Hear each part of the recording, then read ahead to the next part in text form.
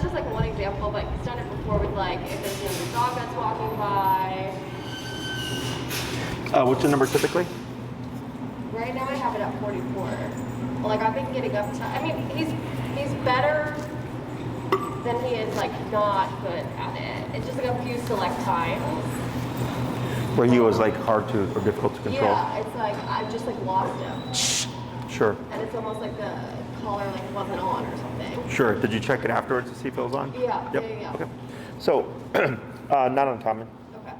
So, that's why so looking at Ziggy, you know, someone would look at him, they're like, oh, he's so sweet and he's so friendly and stuff. Like he wouldn't, why would he need so much power? Because you have the big boy collar. And it's because when a dog goes into drive, the mental state can override the stim. So, so going to 90, right? Not the first time I've heard that, not going to be the last time. I keep going up. Okay, because if you're at 90 and he's still going for the stick, he's just overriding. Yeah. Okay, he's just like, I want this so much, or the way he's pulling could like potentially move the collar or pull the skin away, so that's another factor as well. So I just keep going up. Then if you end up at like 127 and you see this happening and he's still going for it, then I go, okay, he's overriding the collar, okay, which can happen. And you're like, but it's just a stick. I'm like, yep, but that's just how dogs work. So here, what I would do is create a controlled context, okay? So let's say I know his weakness is sticks. I go to the park, I grab a stick, get him to really be interested in it, throw it on the ground as I shorten my leash. He goes, you know, you do the same thing, and maybe you hit 100, and he finally backs off, right? Then I pick up the stick again, and I wave it, and I throw it. He goes, and I correct him again, right? So you're doing controlled context. So when you're actually in an uncontrolled context, when he feels the collar, he's gonna relate it to 100. He's gonna think, oh, it will go there, so he should respond more easily. Does that make sense? Yeah. So I do this like with reactivity. It's like, so for my clients, like if they come across a dog behind a fence, I'll tell them, you know, use that to your advantage because it's controlled context. So it's the same thing, it's reactivity, right? Because then once they get that down, when they see a dog and their dog becomes reactive, it's the same behavior, it's just a different dog. Yeah. So now when they go to correct the dog, they go like, oh, this is like at the fence. Yeah. And they settle down faster, Yeah. okay? So let's say with like the dog stuff, like certain times he passes dogs, he's fine. It's whenever like another dog engages, like wants to play, is like wagging his tail, is trying to come over, and I'm the person that's like, oh, he's training, keep going. Sure. But I kind of just lose him. Hey, Corey, bring me Shelly. We'll do a controlled context right now, okay? Anything else? No, otherwise, I mean, he's good. Yeah, Yep. I mean, it's way better. It's now just kind of dealing with like The residual stuff. Yeah. So go ahead and pop him in the heel here. Yeah. Thank you.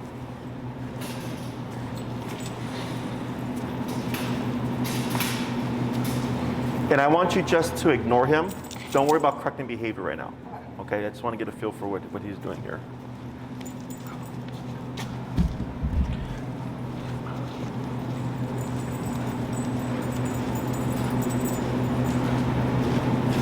Yeah, just walk by, don't worry about correcting him. Okay, go ahead and turn. And walk really close, okay, but don't correct them. Yeah, just keep going. Okay, so I'm gonna assume that this is like a mild interest as opposed to like if a dog's like pulling at him. Yeah. Okay, so here, if you look at Ziggy, right? If you look at his demeanor, he's kind of restrained interest, right? And it's something that dog is not showing really like Crazy. interest in him. Yeah. Like he's just waiting for. Would you grab me Moose, and then her light is on. You see it flashing there? What is that flashing light mean? It's meant for nighttime. Bring me her remote and I'll turn it off. All right. I'm gonna keep walking. We're just gonna ignore him. I want him to be as loose as possible So that this way he's more likely to, Yeah, bring Moose. And take off her cone. So he's more likely to make the mistake. Moose here, she's super dog friendly. She's very jumpy. So I hope she'll pique his interest.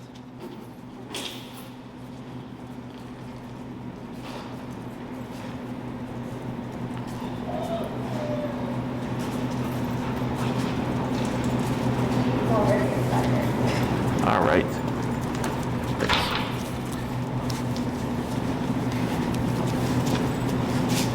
Alrighty, so here, Moose here is super social. Oh, come on. All right, and we're going to turn. We're going to ignore this. Just a little more.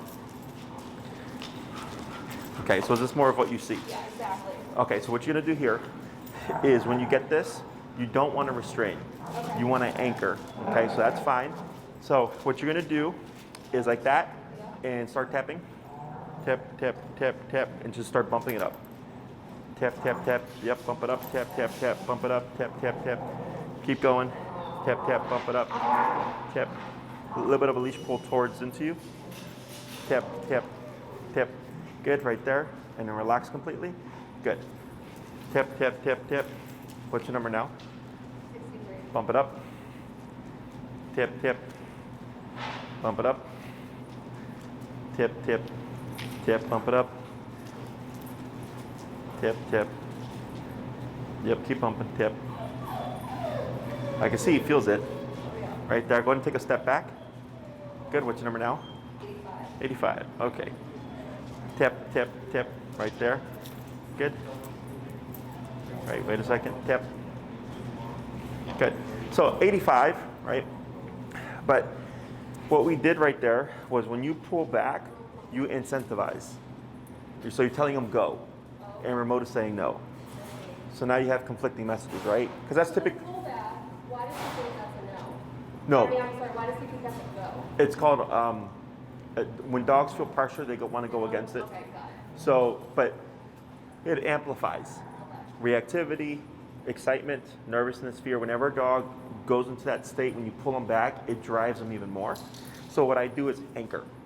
Okay, I just anchor. So I'm not putting any more tension on him. It's all coming from him. So once you hit the appropriate number, he's gonna start backing off. But if you're pulling him back, he's gonna back off into more tension. So you're just constantly holding him back. Does that make sense? Yeah, so just let him go. Stay in place. And then just keep. Do I want to start at like an 85 or do I just keep going? I would just keep going up, right? So like, right, so here, because I've done this for so long, and go ahead and give a tap. I've done this you're not gonna kill him. He's not gonna start bleeding. It's not gonna puncture his neck. It's just a contraction, right? Is because I know that and I'm very comfortable with that, I amp up really quickly. So that took you maybe like a minute, right? But once you get used to it, you're just like tap, tap, bump, you're just going real quick, and all of a sudden within 5 seconds, he's like this, okay? Because now we already had, you told me 90 and he didn't back off a stick, right? So I'm like, okay, cool. Like I know I can go up there and I'm not gonna catch him off guard. So right now we're at 85 and he's feeling it because I can see his neck twitch, but he's not like, bop, bop, bop, bop, right? And you can tell when you're hitting the right number because you start to see him back off away from Moose here, right? So that's what I'm watching for. So what you've just told Ziggy is, hey, you can try to do it, but this is gonna happen until you back off, right? So there's two things here. We have behavior and obedience. Obedience is preventative control, right? So like if he's doing really well, awesome. But then sometimes it's like if the dog shows interest, that overrides the obedience. So then for some dogs, they'll bypass the obedience and they'll keep pulling and you can keep turning around and stuff, but it's a different conversation. That conversation is, hey, you're going the wrong way, I'm going this way. But if he wants to keep going that way, he's gonna keep doing it. So that's behavior mode. He's saying, I'd rather much do this than follow you. So then I allow the dog to perform the behavior and correct them on the collar until he backs off. So he's going, oh, I tried to do what I wanted, but it was not pleasant. Does that make sense? Tap, tap, tap. Right, so go up higher. Tap. Good. Go ahead and take a step back. Right there. Good. So now he's moving away from her. Okay, and this is not going to make him not like her. Okay, he's just learning, oh, I don't go to moose. I move away from moose. And if you said break, then he could go forward. Okay, give a tap here. Tap. Good. Go ahead and take a step back just so you're next to him. Good. That's okay. Tap. Tap. Good. And his tail's still wagging. Tap. Good. And technically, he can do a sniff. Okay. Tap. Right? Tap. Tap. Tap. There you go. And you'll pivot so he's on your left there. There you go. So here, technically, he can sniff her because he's keeping his butt down. Yeah. You see that? Yeah. Good. So if I pull her away, Oh, wow. he shouldn't pursue. Yeah. Okay? And this is all no words because you've just simply told him, there we go. Tap. Right? Is just keep your butt down, right? So we're using that as a reference point for Ziggy here, okay? To make it clearer for you as well. I don't really care about the sit, I care about the disinterest. Yeah. But it's easier for the average dog owner to have a picture of what is my dog supposed to do. You know, because earlier when he was standing, like in front of you, technically that's okay. But that's more likely to end up into movement because he's already standing. Here he's got his butt down, he's got to build up to movement, right? Yeah. So it's easier for dog owners to kind of recognize, oh, all I got to do is keep his butt down, right? But then it's being very consistent. What's your number now? 92. 92. And I can tell you can still go higher, Yeah. okay? Because he's still willing to gamble. Yeah. He's still willing to get up, right? So go ahead and bump it a little bit more. Girl. Try it again. Tap. Tap. Tap. Okay. Lightly up on your leash here. There you go. Good. That's okay. This is technically okay. Tap. And then bring him in. Good. Lightly up on your leash. There he goes. Good. He puts himself down, right? Good. So like when you start to see him move away, people get concerned like, oh, like is he not going to like the dog? And it's just because he's trying to feel for what's causing the remote to happen. And it's actually not moose. It's what is he doing? It's when he's getting up, right? So I bring her back into his space. He's like, oh, like let me move away from her, but he got tapped again. Yeah. Put his butt back down, the tapping stopped, and then he goes, oh, well, moose came back in again. I got up, I got tapped, I put my butt down and went away. Moose came back, I kept my butt down, nothing happened. Okay, so dogs need to make mistakes and then tap, be corrected for it. Tap, in order to understand or learn what it is that they're doing wrong. Yeah. Okay, and it's repetition. So like, if I brought Moose in and we only tapped him until he backed off, he wouldn't have learned it was his behavior, not her. Because he's thinking, last thing I remember is moving away from her and it stopped. Yeah. So we keep repeating and I'm like, no, it's not Moose. And it's not her energy. It's when you get too excited and greet her without permission. I see. Okay. Does that make sense? Yeah. Tap, tap, tap, tap, tap, tap. Go ahead and bump it. Tap. Right there. Okay, what's your number now? 108. Okay. So, and then that's the other thing is like you can see, like right there, if he was really like, oh my God, this is like so punishing, he wouldn't have even done that. Yeah. Does that make sense? Yeah. So one thing you can do is, if you're still having like that kind of residual issue, is you can pair this with a prong collar. Okay, the prong collar will help you when that happens. Yeah. When he pulls, it gives you more leverage, Yeah. so you can kick in with this and get him to go under control faster. Because with the flat collar, it's going to work more to his benefit because it's a blunt surface. Whereas with the and it gives you very little physical control. Yeah. And then the prong gives you, it's like power steering. Okay. It's how a lot of trainers dub it. So like when I work with Great Danes, like I had a lady, she was like this tall with a 150-pound Great Dane. She did prong and e-collar because she needed as much leverage as Yeah, possible. honestly, that's probably a good idea. He's just getting so strong Mhm. that when that does happen, it's like trying to like. It's difficult, Yeah. for sure, yeah. So we will email you or if you shoot me an email in case I forget what size, but he would need the 3mm Herm Springer, which you can get on Amazon. They're anywhere between $15 to $35 depending on the market. Yeah. But you would put it on where his e-collar is. Yeah. That's actually tap, tap, tap, tap, tap, tap, tap, tap. Right, bump it. Right. I feel like that's so crazy to me. It's just like, Yeah, but you know, dogs are physical animals. yeah. You know, so that's why like prong alone, you would be stuck because it's the same kind of concept because he can take so much and you can only do so much. Whereas here, and it could be his neck, and I'll take a look at it as well. But this is not. I mean, it's uncommon, but this is not out the ordinary. Okay. Like this is the stuff that people don't think about. Yeah. You know, until you see it, you're like, holy crap, my dog's at 108 and he's not responding, he's not yelping. Yeah, that's the only thing. It's like he obviously is fine. But I'm kind of like, this is crazy that like he's still not. It's the drive. Okay. It's his intention to want to play is greater than that. You know, and that's why dogs bite each other. Yeah. You know, and this will never match a dog bite. It can get as close to a dog bite as possible without the harm of it. You know, but this like stuff, it happens. Yeah. Okay, but does that make more sense now? Hey Andy, would you grab Moose real quick, and then put her on the placemat. We're just borrowing her for lesson. Thank you. Alrighty. So go ahead now. So you're at 100 and what now? 8. Okay. So here, go ahead and pop him in the heel. Yep. He's a little stretch.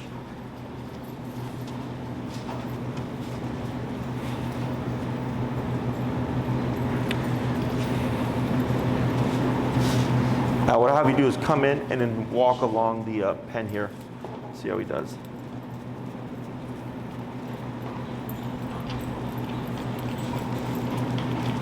Good.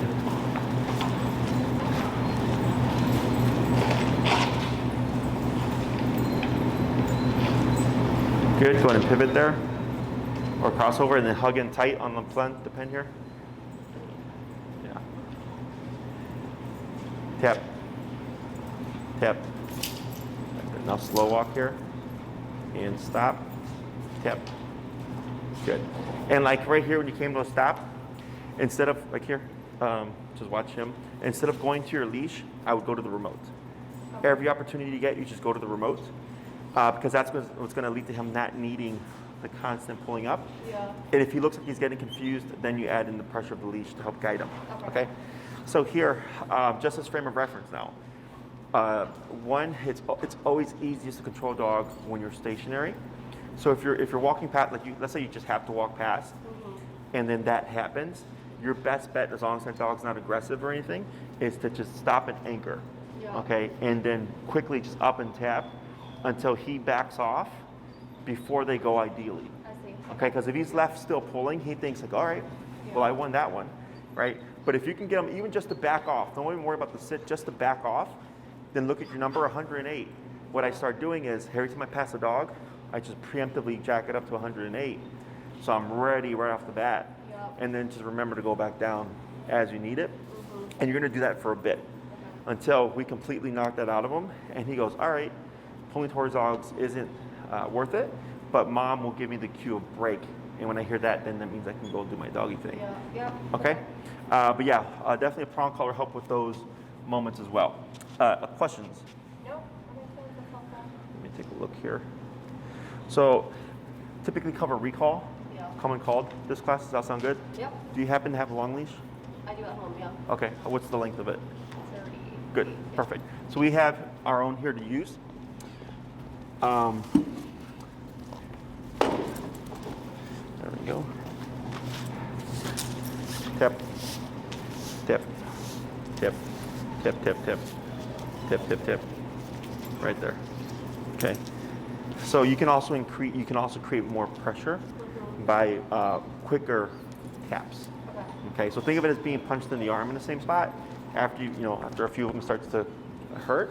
Kind of same thing with the e-collar is if I don't get it within a couple of slow taps, you can do rapid fire taps to get them to back off. Tap, tap, tap.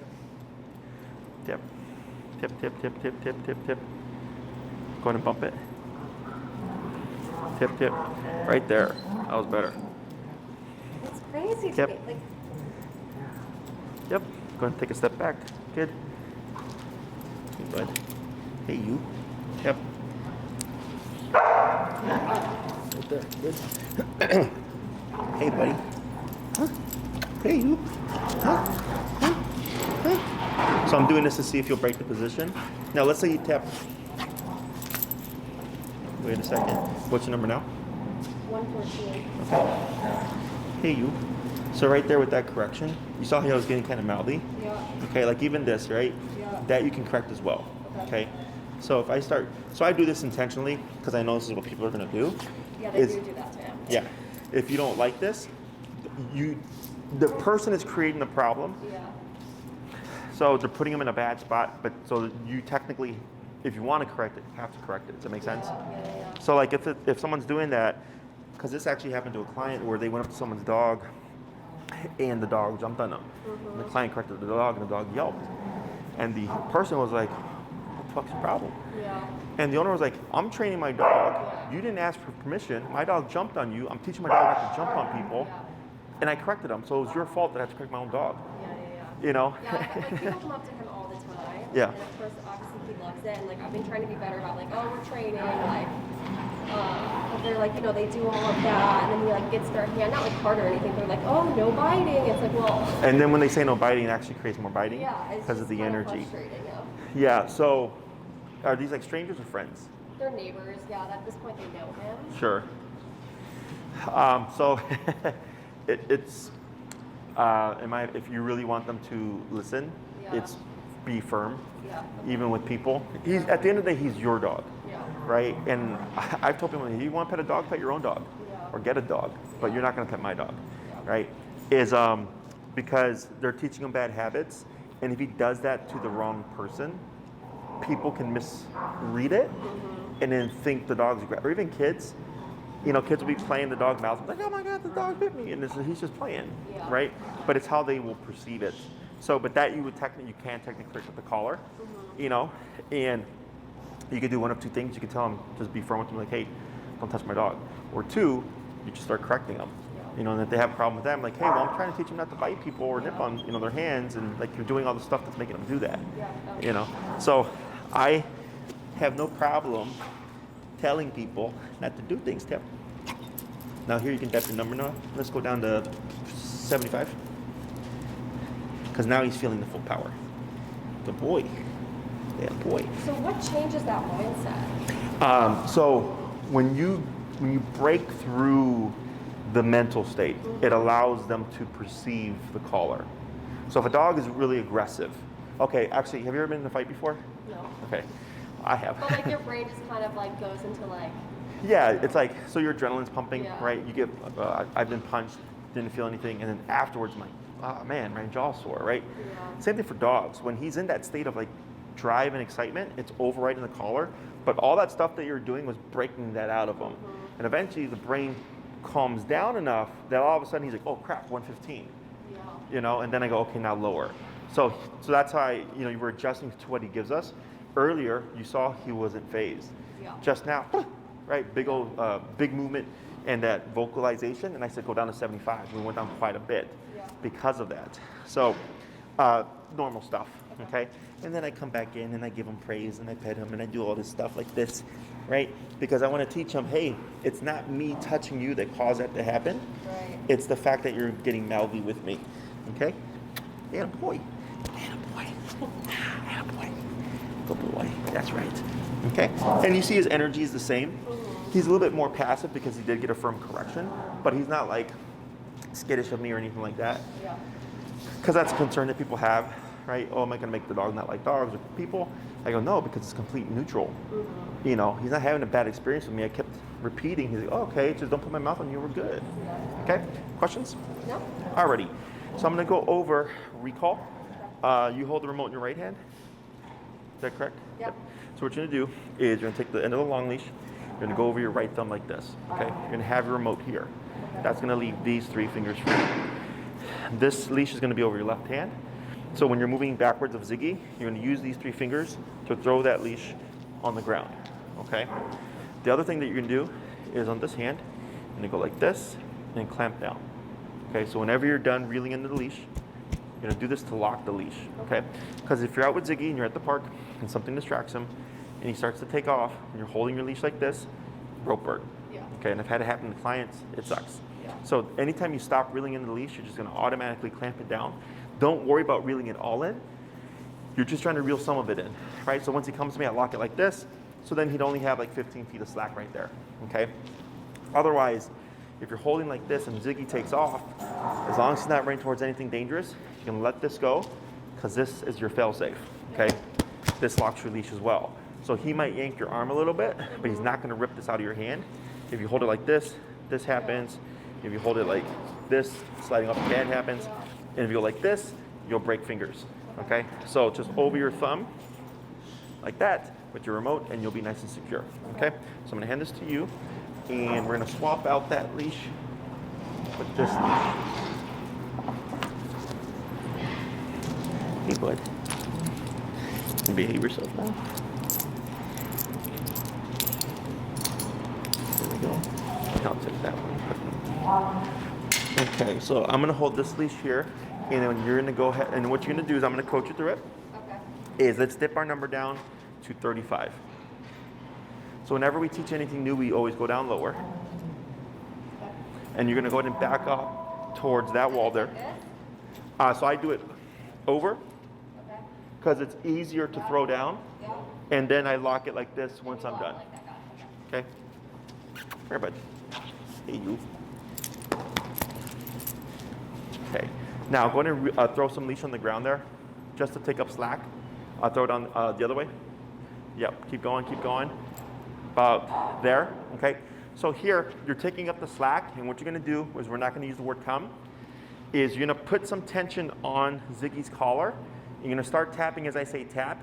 Once Ziggy starts moving towards you, you're gonna stop tapping, move backwards, and throw the leash down.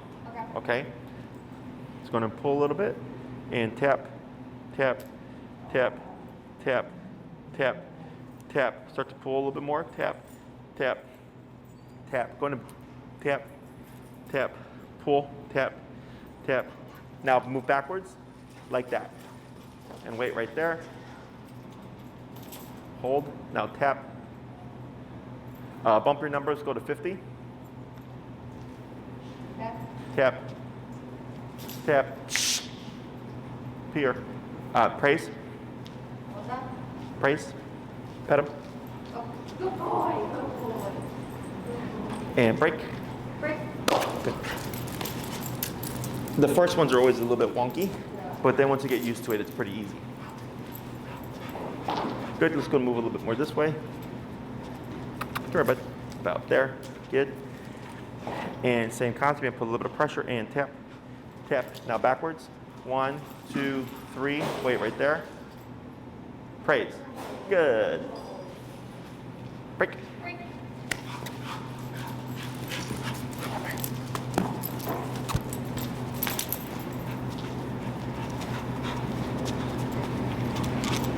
Good, wait a moment. Tap, tap, tap. And backwards, 1, 2, 3, right there. Praise. And break. Break.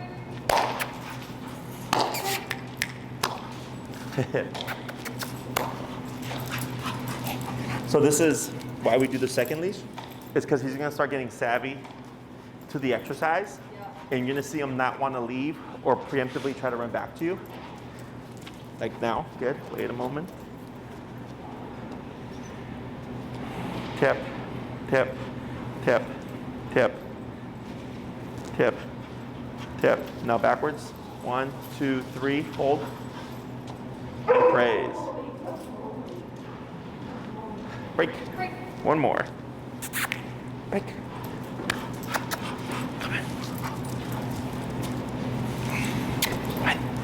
Let's go to, we're at 50, correct? What was that? We're at 50. Yeah. Let's go ahead and go to 60.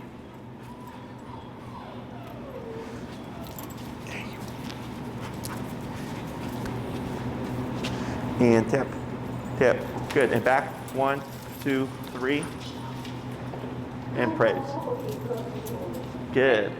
So now what we're going to do is same concept, except you're not gonna pull, you're gonna tap, okay? You're gonna tap 2 to 3 times. If Ziggy doesn't respond, you're gonna keep tapping and then start pulling.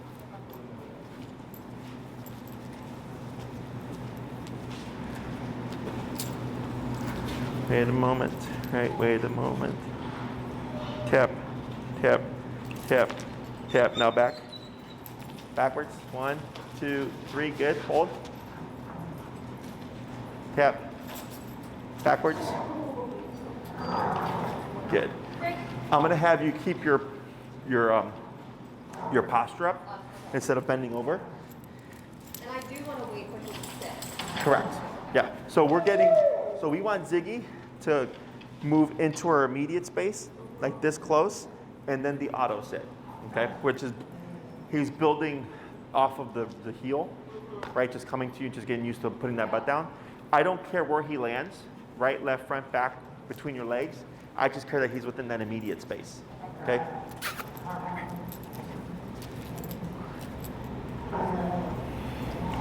Tap, tap, tap, tap, tap, and back. 1, 2, 3, 4. Hold. Now here, turn to face him and move backwards. Oh, tap. Almost backwards. Tap, tap. Keep moving back. Keep moving back. Tap, tap, tap, tap. Hold right there. Go ahead and bump your number. Tap, tap, tap, bump it. And you're gonna keep where you're at, because we want Ziggy to come to you. Keep tapping and bumping. Yep. Yep, tap, tap. Yep. That's okay. Tap, tap. There it is. Now backwards. Tap. Now reel in your leash. Tap, reel it in. Yep, tap, tap, tap, tap. Backwards. Right there. Tap. That's okay. Tap, reel in your leash. Tap. Back. Hold right there. Wait a second. Now praise. Good. I'm going to talk about that once we do the next 3, okay? Let's go back down to 60. Quick.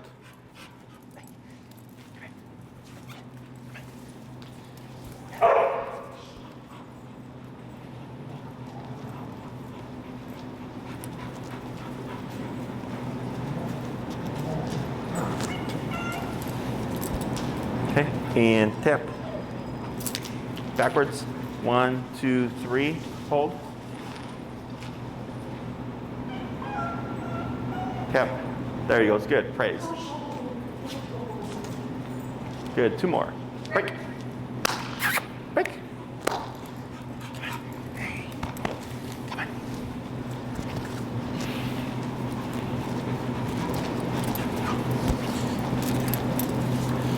There we go.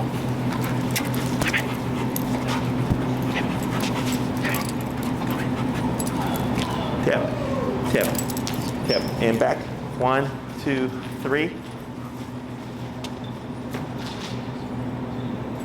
Tap, tap. Right, now backwards. Tap, tap. Yep. Hold right there. Praise. We're going to do 1 more. Do coda later.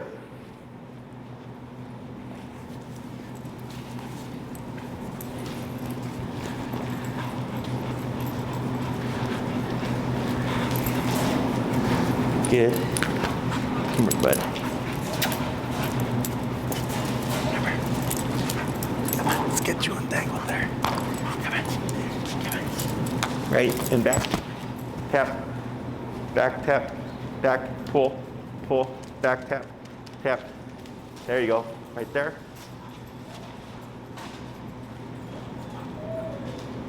Tap.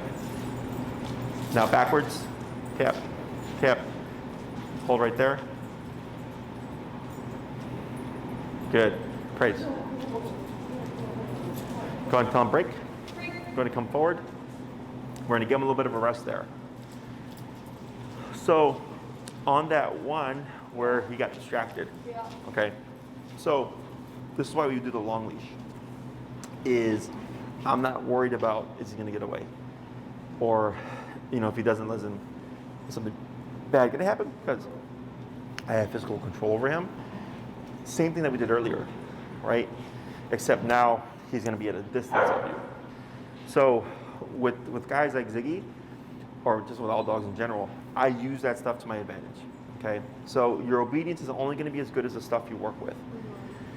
So if you always walk Ziggy when nobody walks their dogs, he'll be great when there's no dogs around, but then come the day you see a dog, he's not going to be so great, right? So that's why I always tell people, once you get to the point where you're pretty solid on how you understand and use the collar, you start going out at the busy times and all that stuff, because that's what's going to make your obedience realistically applicable. So here with Ziggy, when he came to you, but he was off at a distance and he was staring at the dogs, is we always want him within our immediate space. Okay, so when I said turn to face him, you don't have to get in front of him. You simply have to just face him. Okay. Correct, yeah. And then we move backwards. Okay, so you're always going to be facing Ziggy, but moving away from Ziggy. Okay, so let's say you do a recall at the park. He runs to you. You're probably going to see him bypass you. Okay, he's going to just run straight at you and just keep going. So you just immediately, the moment you see him pass, you're going to start tapping, pivot, and move back this way now. Okay, let's say he comes to you, but then he goes off that way. Start tapping, you move back this way. I want to be kind of a moving target also. Yes. Okay. So the reason why we move is it gives them something to attach to. Okay. So most people, when they call their dogs, they'll complain that the dogs don't come to them. And they'll say, Jesse, I call my dog will look at me, and they know I'm calling them, but they don't do anything. And I'll ask them, like, are you standing still? And they'll say, yeah. I'm like, that's part of the reason. It's because you're stationary, so you got the attention. The dog's like, what? So by moving, you're giving them something to attach to, and something that gets their interest. The reason why we always face them is because I don't want to take my eyes off my dog until I know they are right here. You don't know how many times I've seen people call their dogs at the park, and the dog will be coming to them, and they'll just start walking away like this, and then the dog will go off and do something else. Yeah. They assume that their dog's going to come to them when there's a lot of stuff going on. And I keep my eyes on my dog until I know they're 100% here. Okay? And then on some of them, he was kind of stopping short, right? So if you ever have to move into Ziggy to praise him, he's probably too far. We always make him, even if it's just a couple of feet, close that gap, because what happens is, let's say he stops right here, I would come over here, good boy, like this. Is over time, he will start coming to me, slowing down, like he's gonna stop here, but then take off again. So by making Ziggy come to you 100% of the way, we're less likely to see that happen. Okay, so it's super strict. Again, I don't care what side he lands on, I just care that he lands in my immediate space. Yeah. So does he have any prey drive? I mean, yeah, it's not Crazy. You would rather play with dogs than Sure. chase a squirrel. Gotcha.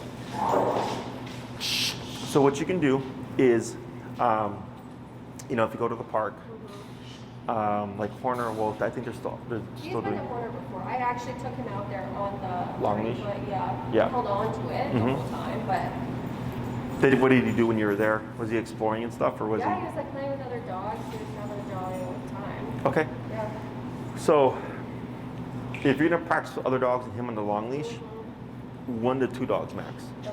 because the line will get tangled up in their legs and stuff. Yeah. Let's say, because I think they're still doing construction on the Yeah. park, on the dog park, right? Yeah. Is He actually hasn't been into like an actual dog park. We've always done like the field. yeah. Yeah. But what you can do is use that dog park for a distraction. So you would be on the outside, because it's fenced, right? And then there's like a plot of grass right here. Because I used to go there with dogs to train, and you would let him like run, playful and all that stuff, and then get at a distance, and then practice your recall there, Okay. right?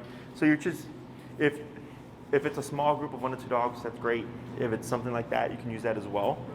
Otherwise, you just go to Horner, put him on the long leash, Ziggy break, and just walk. And let him run around and explore, right? And anytime you see him getting really into something, I would use that as an opportunity to practice the recall. And there's 3 points that we want to practice. There's mid-pursuit, there's as they're getting there, and then once they've been doing it for a while. Okay, so like let's say he sees a dog, and he takes off to go into the group to play. As he's on his way to the group, Ziggy come, right? And you're making him return as he's trying to get there. Then there's as he's just arriving to the group, and then there's as he's been playing for a few minutes, okay? So, because typically when people call their dogs, the dog is chasing something, running away, or running towards something they shouldn't, okay? So I try to recreate that as much as possible. I don't do sit stays or anything like that, because that's not realistic. Ziggy's not gonna be sitting there waiting for you to call him. He's gonna be doing stuff, okay? So we use our environment to our advantage to make this as realistically applicable as possible. But we have something to keep in mind though. You know what it is? His drive is at His specifically, in the playing with dogs, or just being dog driving? well, his drive, but also like his toughness, right? Earlier we were at 114 with Moose, right? Is if you're If he's distracted with another dog, you might be up in that range. Okay, so the reason why I note these numbers is because if I apply a recall there, you're trying to get him to return as quickly as possible after the command as you can. Because if it's Ziggy come, 10 seconds go by before I actually make him return to me, he's got a 10-second gap. Okay, so I want Ziggy come, and within a second, he's like, oh, coming, right? So that when he is playing and I call him, it's not going to be a delay. He's going to pull right out of there. Okay.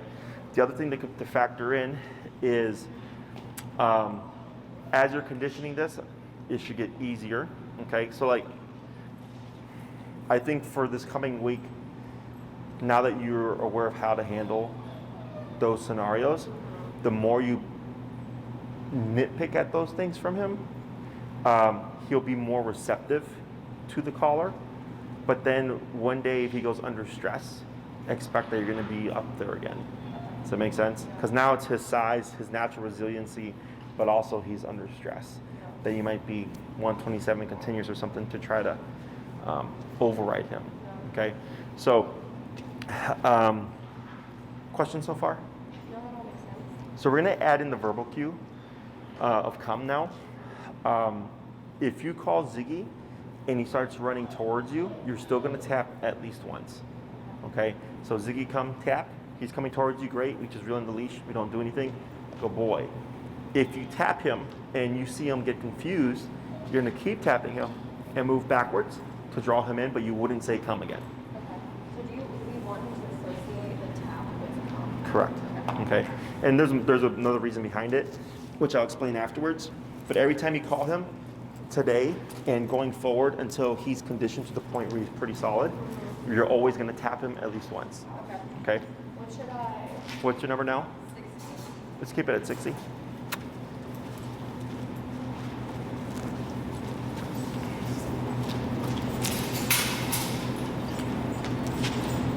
Ziggy, come. Tap back.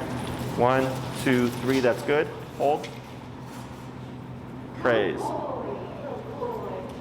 Break.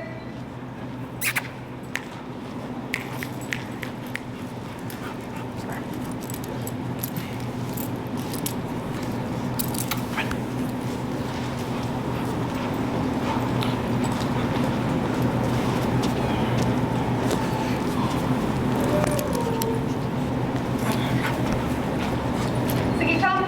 Tap back. 1, 2, 3. 3 more. Break. Break, break.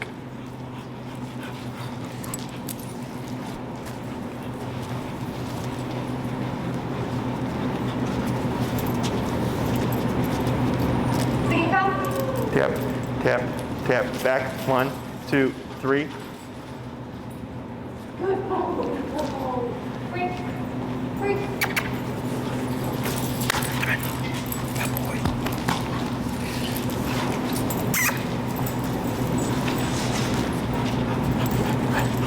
Ziggy, come. Tap back. Good. And break one more. And there's taps on all these, correct? Yep. Okay.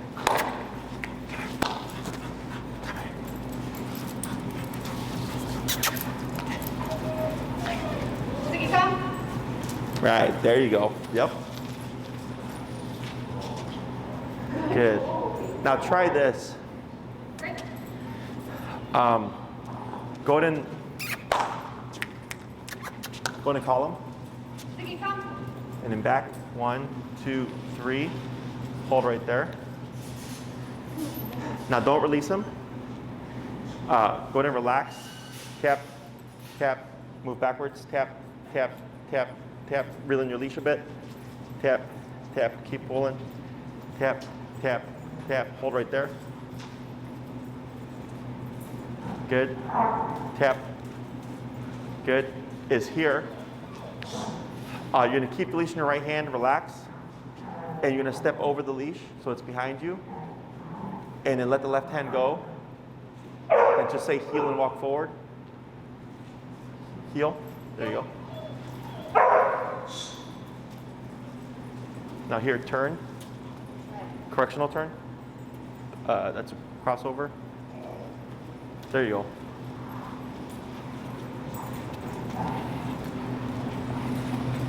Keep forward, tap.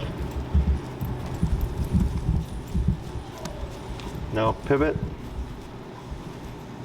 Good. Forward, tap, tap. There he goes. Good.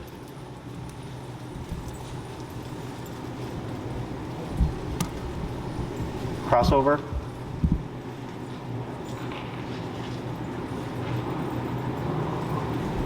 Now slow walk, but keep forward. And stop. Good. Okay. So that was just to see. So going to the recall stuff, his speed is good. The reason why for the tap every time you call him is for Ziggy. If you call him and he comes to you and then you tap him too late, what do you think is going to happen?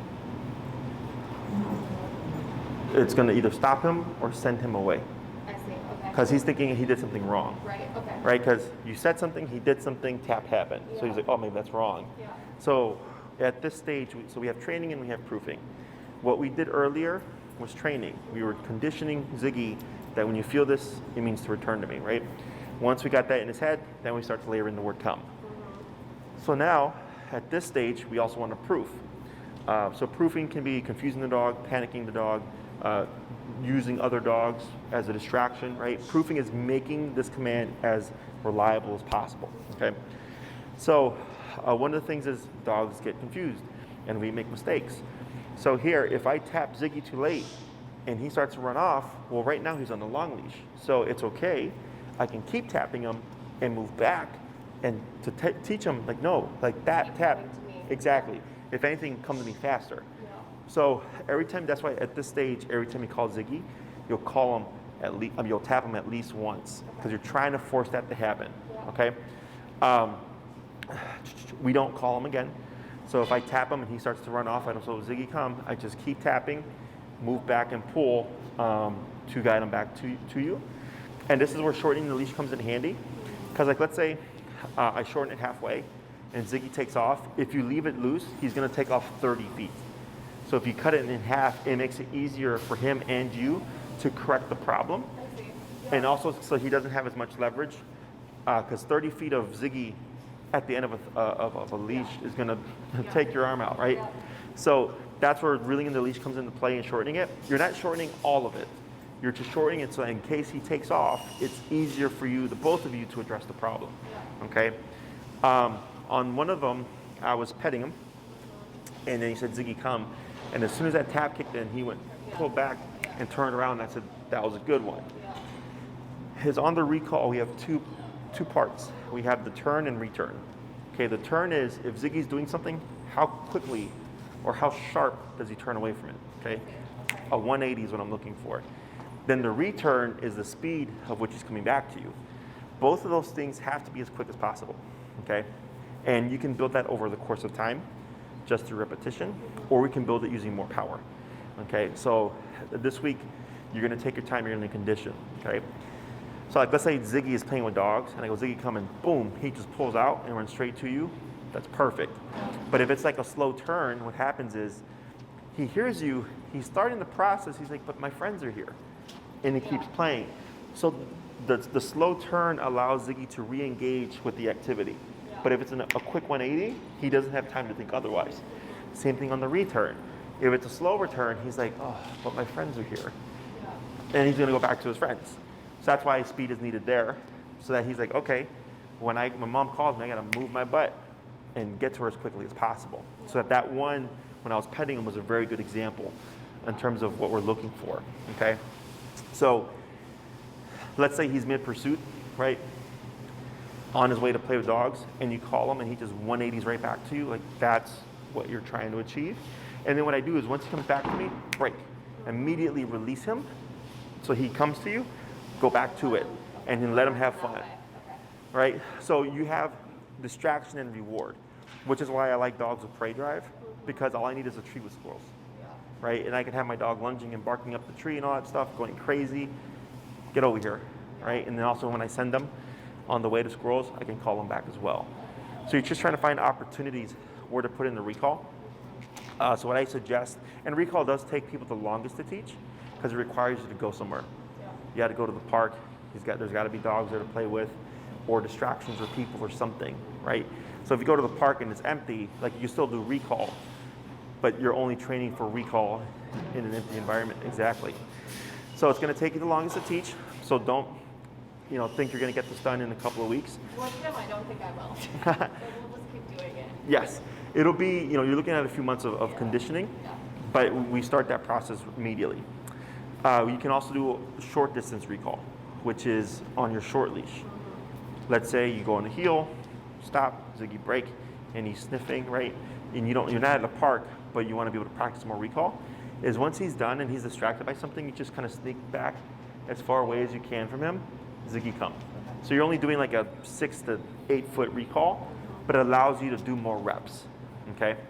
When you do go do come and called stuff, don't drill it out too much. Because if you drill it out like 20 times, he's not gonna want to leave you. So when you go to the park, you could give him the whole 20 minutes just to be Ziggy, and you call him once at the end, okay? And then the next day you call him 5 times. The next day 2 times, then 2 times, and then 1 Should time. I be doing it until he gets it? Like if he's just not responding to the come? You mean like Give it a break, or just like be kind of ruthless until he, like just keep going up until he. Oh yeah. Because if I call him and then I fail to return him, he just learns he doesn't have to, Yeah. right? So even if it takes you 5 minutes, and even if he keeps screwing up and all that stuff, good, because that's how you're going to teach the recall, right? And I don't like when I get clients that have dogs that progress very smoothly, because you learn more. Like when he was doing all that nonsense there, that's what's going to happen. So now you learn how to do that here. So when that happens to you inevitably outside, there's going to be a lot more stuff to contend with. You were like, oh, this is like Jesse's, and I went to like 88 or whatever. Plus we went to 114 for Moose, like I already know. The main things you want to remember is as he comes to you, shortening the leash, always facing Ziggy, but always moving away from him.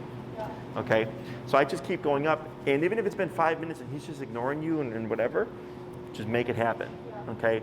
And then maybe you hit 127 and a sharp pull, and he finally comes back to you, and they go, okay, I might have to do that from time to time in order to get him to return. Okay? Because you're still developing your eye on recognizing if you're at the appropriate level and stuff. Whereas for me, I can see it right away. If I need to go from 50 to 100, I can already see it. So once you get used to it, you'll kind of just know where to go. And depending on the context, same thing. Like, oh, when he's with dogs, it's 95. You know, when it's recall off a person, it's 60. You know, just kind of these little reference points. Okay? Yeah, it's good to know that that's normal. Because I'm beginning to think, like, is it normal that it goes that high? Or, like, do I have the collar on wrong? So, You know, his fur, contact is a possibility as well. But essentially, he's a stocky dude. yeah. You know, and even though his demeanor is sweet and friendly doesn't mean he's not tough. Yeah. Does it make sense? Yeah. Because I get that a lot where people are like, oh, but my dog is so sweet, they shouldn't need a lot of power. I'm like, maybe, but we won't know until we try. Yeah. You know? Okay. So as you work with them more, you'll get a better feel for him. But like today, we went as high as 114, and then we dropped down to like 75, and then we dropped And down. Moose was, like, not even that engaged. Yeah. In this. But for some reason, he was really taken to her than he was for Shelly, right? And then once he got him under control, all of a sudden that was too much, and then 60 or 75 or whatever was appropriate, you know? So as you teach him more and more not to go into those mindsets, it's easier for him, or easier for you to control him, because he's not going to get so crazy, you know? Other questions? I have a random question about, like, when I have taken him to the park in the past, Mm-hmm. is it, like, what are your thoughts on humping? He doesn't necessarily do it, but he gets humped pretty often. And I don't know if it's because he's, like, a young male or what it is. Like, should I care? Should I stop it? Like, I don't. I mean, if he doesn't have any averseness to it, it would only matter if he's mounting. Okay. Because if he mounts the wrong dog, something could happen. He has tried it in the past, but I stopped it because we had the other dog in the house. Mm-hmm. And so that's when it started, and I just like stayed on top of it. Mm-hmm. So he doesn't, if he's done it like a couple of times, and I just say off, and he gets off immediately. So, yeah, I guess it's not really an issue. Yeah, because we know he doesn't have a problem with it. If he did have a problem with it, well, then you'd have to correct the dog that's humping him, or interject before the dog has the ability to hump him. Before, but since he's like whatever, it doesn't technically matter. Okay. All right, cool. Oh, and I did the bunker. That went well. Yeah. What'd you work for? What did you use it for? When he was playing with the other dog, and I just said enough, threw it down, and it definitely freaked him out. I mean, I didn't throw it down like too hard or anything, but it definitely like spooked him a bit. And then they were doing it again like another day, and I didn't even have the bunker, but I was like, enough, and he immediately stopped. Good. So it worked. If you find, so ideally we don't want him to go to a certain state, but if you see him start to like regress and try it again, just take into account you went to 115, right? That you might have to either do a firmer correction to the ground to spook him, or a correction to him. Okay, but that seems fine. Okay. Anything else? Good job.